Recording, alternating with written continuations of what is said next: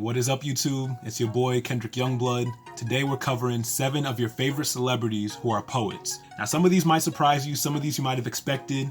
Either way, it's gonna be a fun video, alright? If there's someone I forgot, some celebrity that you really enjoy, like maybe an actor or an athlete or something like that, who actually writes poetry, let me know and maybe I'll do a part 2 to the video. So we're gonna kick it off with the Lakers legend, Kobe Bean Bryant. The Black Mamba, yup, he wrote poetry, alright? So poetry ain't for scrubs, man. Like, we out here killing this. Dear Basketball, that's the name of the poem he made. It was narration behind a cinematic that he also helped produce. And this cinematic had like some sketch animation. I'm actually gonna post a picture so you can see some of that. It was really good. It actually won an Academy Award, alright? An Academy Award for Best Short Film Animation. And that's really dope. But in addition, it also got Sports Emmy Award for Outstanding Post-Produced Graphic Design. I remember listening to that and being like, yo, like this man a poet. You feel me? I would actually highly suggest you go check it out, specifically because Kobe Bryant's birthday was actually on the 23rd of August. So that was earlier this week. And then the special day we used to celebrate him, August 24th, that was also this week. 824, yeah, those were his 2 numbers for his jersey. So yeah, definitely check out that poem. You can find it on YouTube, Dear Basketball. I also dropped a Kobe spoken word on this channel, so if you want to check that out too, that'd be dope. I'll put the card here so you can see it. Quick heads up before I move on to the next celebrity. If you see me looking down a lot, it's because I'm looking at my research notes. You know, I couldn't remember all this in my head. The next celebrity we're talking about is Tim Burton.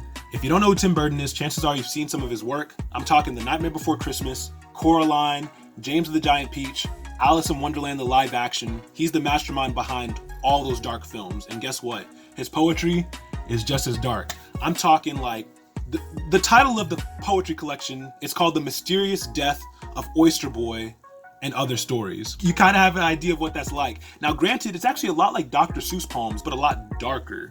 So darker themes, darker humor, darker illustrations, and mind you, he actually made the illustrations for the book. So it's quite an interesting read. I would highly recommend you check it out. It was published on October 22nd, 1997 with William Murrow and Company. Next up, we got an artist who has been killing the game for as long as I've known of her, and that is Alicia Keys. Not only is she an incredible singer, an incredible model, she is also a phenomenal poet. She came out with a poetry book called Tears for Water, Songbook of Poems and Lyrics. This was published in 2004 by G.P. Putnam's Sons. And like, man, it's got 27 poems in it and 25 song lyrics. As the title suggests, it's a book of poems and lyrics. The song lyrics actually come from 2 of her previous albums, Songs in a Minor, it came out in 2001, and then The Diary of Alicia Keys, which came out in 2003. So by the time the book came out, she had some song lyrics to incorporate in the book as well. Now, funny story about the biggest poem in this collection, like the most famous one. It's called POW. I actually had to study it in my 9th grade English class. So it got that big that English classes were actually annotating and analyzing the poem. That's pretty cool. And on top of it, she actually performed this poem spoken word style at Deaf Poetry to spit in front of an audience. So yeah, like, it got pretty big. Alicia Keys is no joke. Moving on to the boxing champ himself, Muhammad Ali. Muhammad Ali was known for his simple yet braggadocious poems that he would just spit on the fly. And that's really uncommon for contemporary poetry, to bolster yourself as like the greatest ever, you know, to be talking about yourself like you're the king and stuff like that. Muhammad Ali didn't care. Man would just like, during interviews, news conferences, speeches, he just drop a poem. He just seemed so larger than life, you know? Not only would he spit poems during like interviews and stuff, he would also trash talk some of his opponents, either in person or talk about them, like trash talk them in that way, through poems. I'm like, dang, boy, you out here like doing diss tracks before they were a thing. You know what I'm saying? Like, now Muhammad Ali was no joke. He was no joke. One thing that was really cool that I found out is that there's a story of him giving a commencement speech at Harvard University to some of their graduates. And he was so well known for his poems that someone in the crowd yelled, "Give us a poem." And so, you know, he readied himself. He's like, all right, y'all want a poem? Me, we. That's actually one of his most famous poems. Also one of the shortest poems I've ever heard. He ain't need much words. You know what I'm saying? Funny story, I got really sleepy while recording this video, so I had to pause and pick it back up the next morning. So here we are.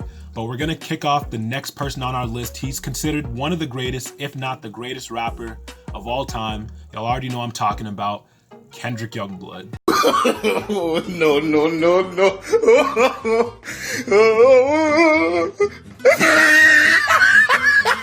Okay, fine, I'm talking about Tupac, but y'all already knew that, right? Okay, so Tupac's poetry collection is called The Rose That Grew From Concrete. It was actually a posthumous release of his poems, meaning it was released after his death.